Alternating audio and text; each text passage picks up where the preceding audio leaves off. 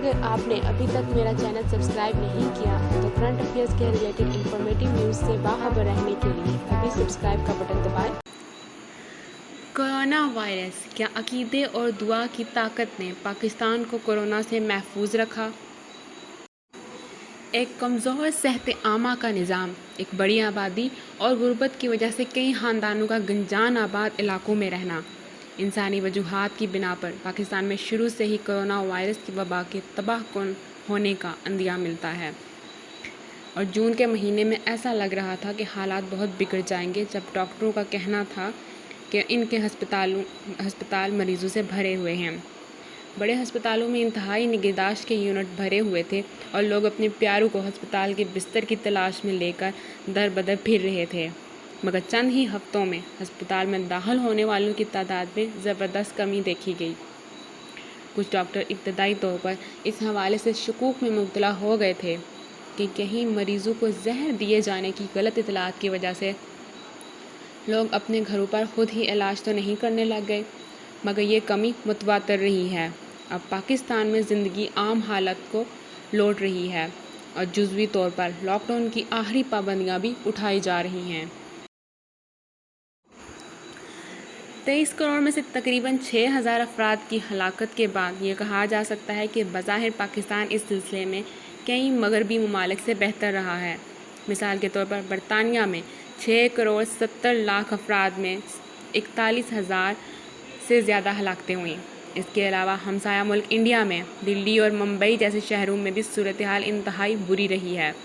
پاکستان کی یہ کامیابی وزیر اعظم عمران خان کی جانب سے لاک ڈاؤن اقدامات کی بارہا مخالفت کے باوجود سامنے آئی ہے۔ وزیر اعظم کہتے رہے کہ لاک ڈاؤن کی وجہ سے ملک میں بھوک و افلاس پھیل جائے گا۔ مگر پھر سوال یہ ہے کہ کیا پاکستان کے اعداد و شمار پر مکمل یقین کیا جا سکتا ہے؟ پاکستان میں ٹیسٹنگ کی شرح قدرے کم ہو رہی ہے، اس میں مزید کمی آ رہی ہے۔ ظاہر ہے کہ سرکاری طور پر تصدیق شدہ تقریباً 2,90,000 سے کہیں زیادہ لوگ اس وائرس سے متاثرہ ہیں،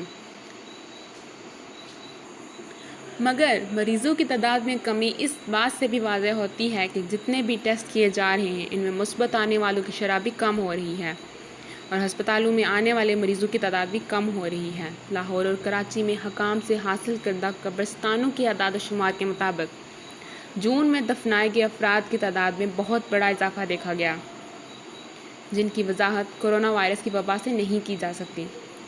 جیسے کہ لاہور کے سب سے بڑے قبرستان یعنی صاحب میں جون 2020 میں 1176 افراد کو دفنایا گیا۔ گزشتہ سال جون میں یہ تعداد 696 تھی، مگر دفنائے گئے افراد میں سے صرف 48 سرکاری طور پر تصدیق شدہ کورونا کے مریض تھے۔ ہلاکتوں میں اضافہ ممکنہ طور پر غیر تصدیق شدہ کورونا کے مریض اور ہسپتالوں تک نہ پہنچ سکنے والے دیگر امراض میں مبتلا افراد کے ہلاک ہونے کی بنیاد پر ہو سکتا ہے۔ اسی طرح جون 2020 میں کراچی میں دفنائے گئے افراد کی تعداد گزشتہ 2 سالوں میں کسی بھی مہینے سے زیادہ ہے، مگر دونوں شہروں میں دفنائے جانے والے افراد کی تعداد اپنی عمومی سطح پر لوٹ رہی ہے۔ اہم اضافی اموات میں سے کچھ کو کورونا وائرس کی وجہ سے قرار دے بھی دیں تو پاکستان میں اموات کی شرح عالمی تناظر میں قدرے کم ہے۔ پاکستان کے معروف ماہر وبائی امراض ڈاکٹر رانا جواد اصغر کے لیے اس کی بنیادی وجہ یہ ہے کہ پاکستانی آبادی میں نوجوانوں کا تناسب زیادہ ہے۔ پاکستان میں اوسط عمر 22 ہے، برطانیہ میں یہ تقریباً 41 ہے۔ دنیا میں ہلاکتوں میں اکثریت بڑی عمر کے لوگوں کی ہے۔ ڈاکٹر اصغر کا کہنا تھا کہ پاکستان میں 4% سے بھی کم آبادی 65 سال کی عمر سے زیادہ کی ہے، جبکہ دیگر ترقی یافتہ ممالک میں یہ شرح تقریباً 20 سے 25% ہے۔ اسی لیے پاکستان میں اتنی اموات نہیں ہوئیں۔ وبائی امراض کے سماجی تناظر کی ماہر، London school of hygiene and tropical medicine کی ڈاکٹر مشال خان کا کہنا ہے کہ پاکستانی معاشرے میں اس حوالے سے بہتر علامات ہیں، مگر یہ مکمل وضاحت نہیں ہے۔ اگرچہ آبادی کی عمر اور سماجی رویوں سے یہ تو بتایا جا سکتا ہے کہ پاکستان کی صورتحال مغربی ممالک سے کیوں مختلف ہے۔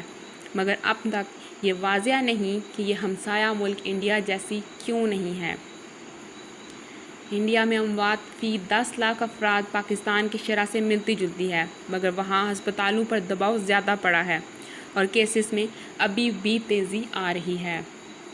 ایک خیال یہ ہے کہ انڈیا میں شہر زیادہ گنجان آباد ہیں۔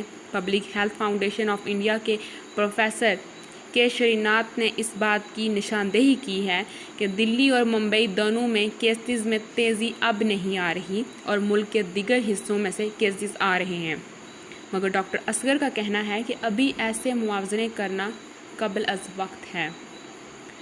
پاکستان میں ابھی بھی دوسری لہر کا خطرہ موجود ہے۔ جولائی میں ادویات بنانے والی ایک کمپنی گیٹس فارما کے کراچی میں ایک جائزے کے مطابق ملک کی 17.5% آبادی کا اس وائرس سے سامنا ہوا ہے، یعنی ابھی بہت سے لوگوں کو اس وائرس کی علامات ہو سکتی ہیں۔ پابندیوں کے خاتمے کے بعد اب جب پاکستان میں مقامی سیاحوں کی ایک بڑی تعداد شہروں سے اٹھ کر دیہاتوں میں جا رہی ہے تو یہ خصوصی خدشہ ظاہر کیا جا رہا ہے کہ وائرس ترقی پذیر علاقوں میں پھیل سکتا ہے جہاں صحت عامہ کے وسائل کی کمی ہے۔